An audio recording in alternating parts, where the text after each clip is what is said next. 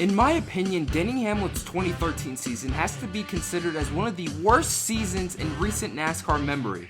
So just calling this season an up and down one would be a total understatement. This was a season filled with bad luck, inconsistency, injuries, and spouts with drivers and the media alike. The thing is that this season didn't start off like that. Through the first 4 races, he was already sitting 6th in the points, and it pretty much looked like he was gonna roll right on into the chase for the cup once again.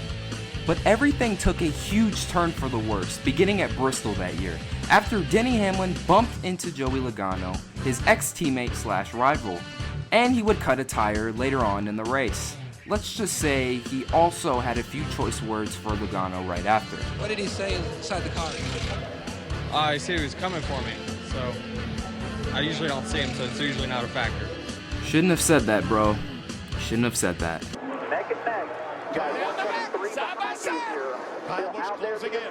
Watch out for the third place car, Kyle Busch. He's looking. Hamlin edges ahead. They get it. They touch. They touch, and here comes Kyle. Hamlin, Logano on the wall. Hamlin spins down the racetrack, and Kyle Busch wins in California. I thought they'd be nice to each other. They weren't. Hard impact on the 11 car, head on. I don't like the looks of that. Hard hit to the inside wall for Hamlin. A bounce off the outside wall for Logano, and it ends in a shower of sparks. Now that was a scary accident. Although Hamlin climbed out of the car on his own, he immediately collapsed on the racetrack. He was rushed to the hospital just as a precaution, but then it was announced the very next day that Hamlin had suffered a massive L1 compression fracture, or a collapsed vertebrae. While the wreck did end his season, the wreck would also do a lot more. Just take a look at this interview with Marty Smith. Thoughts? In the interview there, he's saying it wasn't intentional. But 3 different instances, he had a chance to say, it wasn't intentional, and all 3 times he said it was. So there's no doubt in my mind that it was intentional. Did he intend on me getting hurt? I don't believe so. Another thing that bugged me is that he says in his interview that these cars are pretty safe, so I'm sure he's fine. That is taken for granted.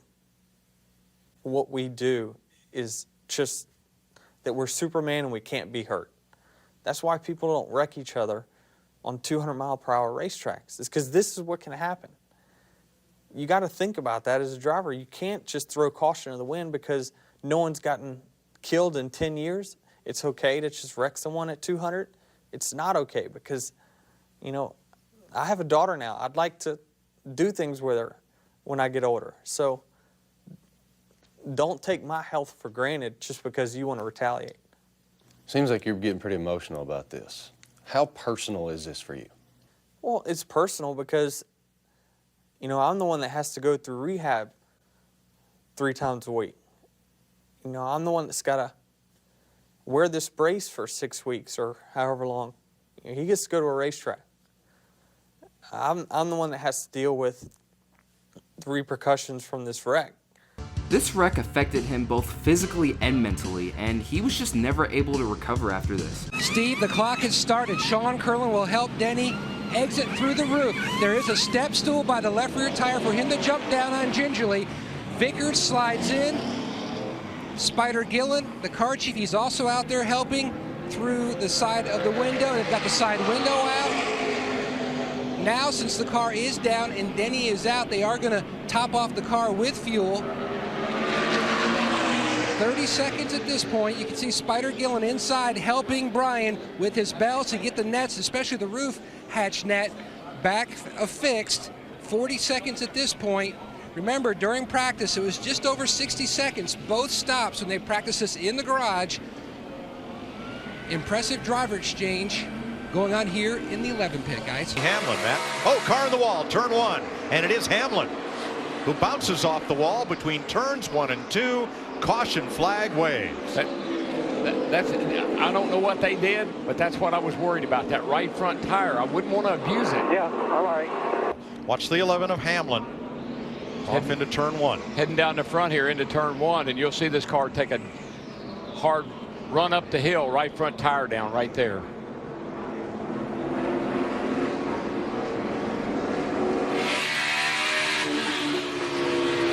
on board Denny Hamlin.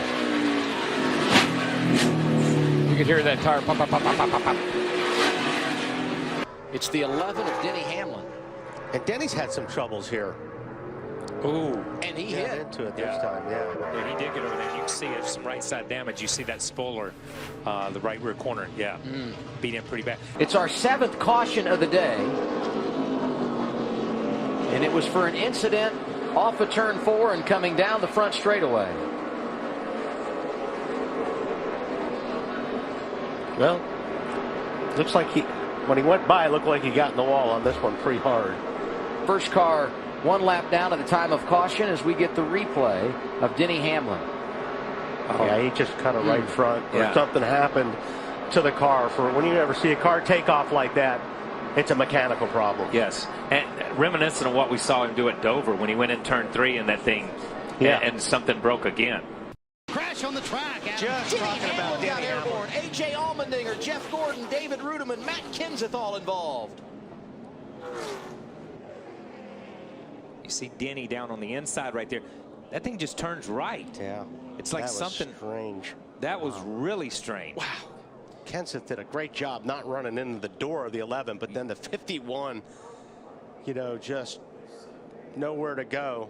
We have to address it. Kyle Petty making national attention after some comments or a squabble with Denny Hamlin at Pocono. It seems like Denny Hamlin Kyle thought Denny said he was the face of JGR, but really he just said he was the face of the 11 FedEx team. Take a listen to what Denny had to say. My frustration is Kyle's never showed his face in the garage in 10 years. He's an analyst, but it's not a very informative one because he doesn't know anything. So my beef with Kyle is he has a lot of opinions about a lot of drivers, but he's never once talked to any of them. So to be an analyst, you got to be in the trenches, finding out the stories. At least we know he watches race day, which is great. Thank you, Denny Hamlin, for watching race day. Now, when you get ready to talk, use some facts. I have been in the garage area in the last 10 years. I know more about this sport than you'll ever know about this sport. So let's be real clear about that too. The second thing, or the last thing I'm going to say is this. If you want to have a dialogue, if you want to argue, A, don't go public on Twitter. B, come talk to me. C, have a valid point and don't go personal. Because he just went personal. Just like 90% of the other people on Twitter. Yes, I know I have long hair. Yes, I know I rode my dad's coattails. Yes, I know I'm a never was. And yes, I know I suck. I get that all the time.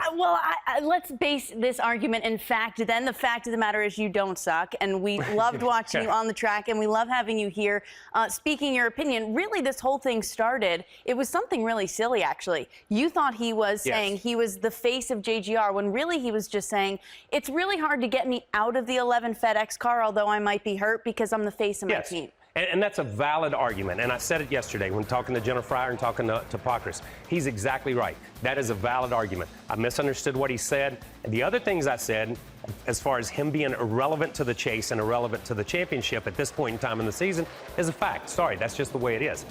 Caution has just come out for the second time today here at Pocono Raceway. Denny Hamlin running in 12th position, crashed in turn number 3. See Denny Hamlin right here basically just gets out from under him. Yeah, it looked like that he's just, you could see the back end out just a little bit when he was entering the corner. You try to carry a lot of speed there. Once it starts stepping out with these cars, you're carrying so much speed, you just don't really have a chance to catch them. Looked like he just got sideways as soon as he went for third gear. Yeah, that was a late shift right there, what I would think going into that corner. You generally want to do that just as you enter the corner. So I don't know if that could not have maybe got the RPMs matched up, and it could have wheel hopped just a little bit right at that point. Moments ago, Paul Menard hit the wall really hard with the right side of that 27 car. Now he's off the pace on the backstretch. Wow, you can see the angle he hit. He hit hard right there in the trial. Yeah, see a little contact there. He was going to go to the outside. I don't think Denny Hamlin knew he was there. So Denny Hamlin there being passed by the leader, Jeff Gordon. Denny was out of his pit box on his last stop. That's a no-no. They didn't adjust it before they did the work on the car, so he owes NASCAR a penalty. You see him slowing for there. Now that's a no-no. You have to keep the car in the pit box when any work is being done. That's a pretty severe penalty, too. It's a one-lap penalty, actually.